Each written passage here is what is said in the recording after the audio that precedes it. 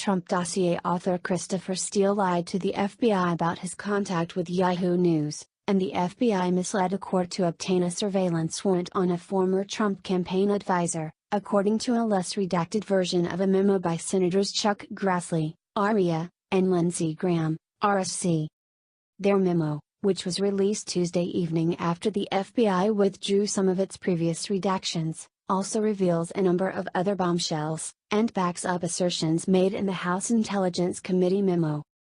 A newly unredacted portion of the memo says that Senate Judiciary Committee Chairman Grassley, Ranking Member Dianne Feinstein, DCA, and Crime and Terrorism Subcommittee Chairman Graham all saw the FISA warrant application and renewals for a surveillance warrant on Carter Page. According to the memo, the FBI relied heavily on the Steele dossier, and also relied on numerous other FBI documents related to Steele, in order to get a surveillance warrant on Page in October 2016, and to continue surveilling him through 2017. Then FBI Director James Comey briefed Feinstein and Grassley in March 2017, and told them that the FBI had relied on the dossier absent meaningful corroboration, and in light of the highly political motives surrounding its creation because Steele himself was considered reliable due to his past work with the FBI. The House Intelligence Committee memo asserted that the FBI had significantly relied on the dossier to get the warrant, but critics refuted that. The Grassley-Graham memo also supports the House memo's assertion that the FBI did not tell the FISA court, FISC, that the Clinton campaign and the Democratic National Committee were behind the dossier. The Grassley-Graham memo spells out exactly why the two senators recommended Steele for a criminal investigation, for lying to the FBI. The FBI included in its initial FISA warrant application in October 2016 a September 2016 Yahoo News article that contained information that seemingly corroborated the dossier. Steele apparently told the FBI that he had not spoken to Yahoo News for the article, and the FBI related that in its application to the FISC. The FBI learned in October he had unauthorized contacts with media, and suspended its relationship with Steele. However, in a January 2017 FISA application renewal on Page, it noted in a footnote that it had suspended its relationship with Steele based on unauthorized contacts with the media in October 2016, but still continued to defend that he had nothing to do with a Yahoo News article. The FBI also did so in subsequent renewals. The FBI did so despite an April 2017 report that said Steele had testified to a British court that he had spoken to news outlets before October 2016, and Senior Justice Department official Bruce Orr had also told the FBI about those contacts in November or December 2016. The memo noted that the committee had evidence of those contacts before October 2016 as well.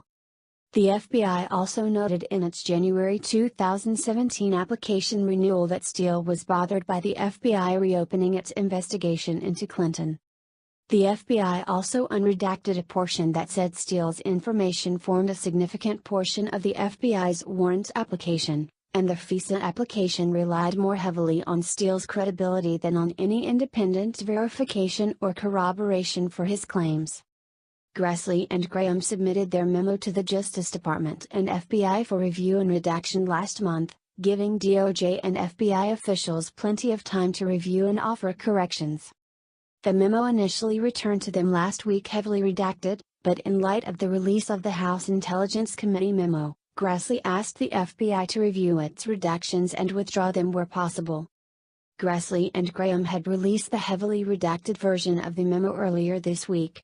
The parts that were unredacted at that time revealed that Clinton friends had given a Obama State Department official information to give to Steele, which he passed on to the FBI. Multiple reports in the Washington Post and The Guardian suggest that one of the Clinton friends was Cody Shearer, whose siblings were married to associates close to Bill and Hillary Clinton, and the State Department official was Jonathan Weiner. Former senior Obama State Department official Victoria Nuland admitted on Sunday that Steele had established contact with the State Department. Further reporting suggests that Shearer had passed on information to close Clinton associate Sidney Blumenthal, who played a role in passing the information on to the State Department. Chairman of the House Oversight and Government Reform Committee Trey Gowdy, RSC, said Tuesday on Fox News the story that the Clinton friend has been mentioned in the past. When you hear who the source, one of the sources of that information is, you're going to think, oh, my gosh, I've heard that name somewhere before. Where could it possibly have been? Gowdy he said. I'm trying to think of how Secretary Clinton defined him. I think she said he was an old friend who emailed her from time to time, he added. Asked by host Martha McCallum whether it was Blumenthal, Gowdy said, that would be really warm. You're warm. He implied that what the source passed on to Steele made it into the FISA application. I am troubled by what I read in the documents with respect to the role the State Department played in the fall of 2016, including information that was used in a court proceeding, he said. Chairman of the House Oversight and Government Reform Committee Trey Gowdy, RSC, said he has known about the State Department's role for more than a month.